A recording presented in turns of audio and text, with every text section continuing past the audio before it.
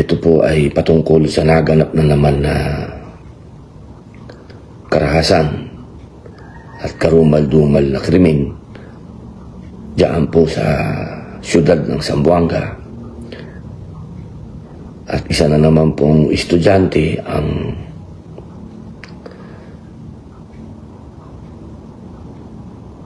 nakagawa ng isang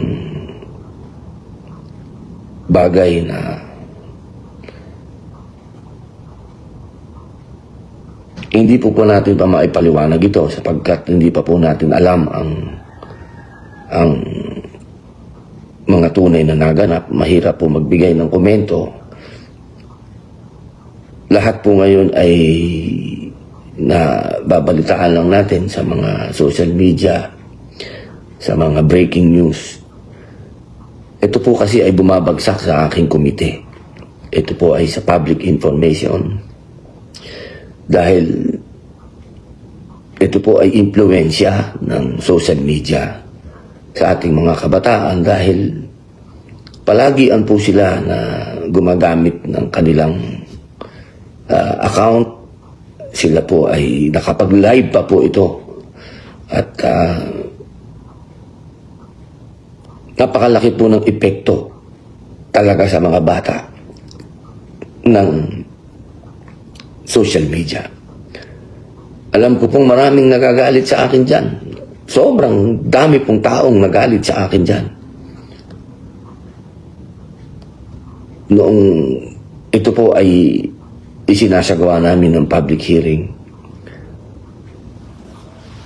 At yan po ang isang bagay sana na ilalapit ko po sa inyo na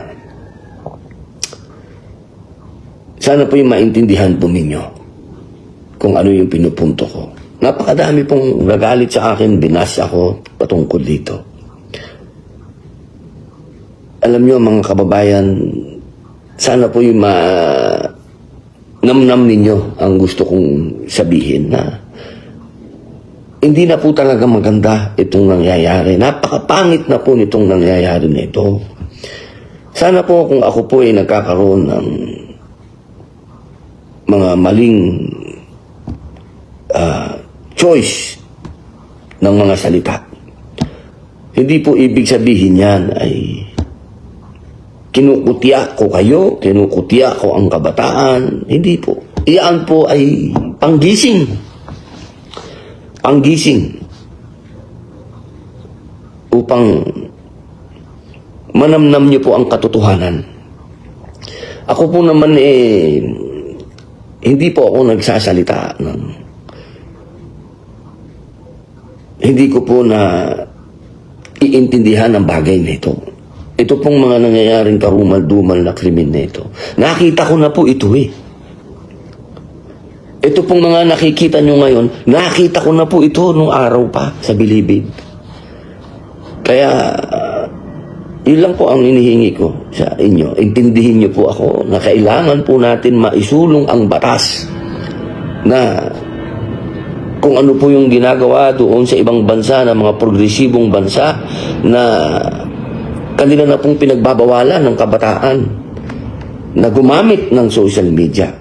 Sapagkat ito po'y hindi na nakapagbibigay ng tamang pag-iisip, hindi na nakakapagbigay ng tamang halimbawa, at nagagamit pa po para maging daan upang yung kanilang mga iniisip na karahasan sa kanilang mga nais nilang gawin, ay nagagawa nila.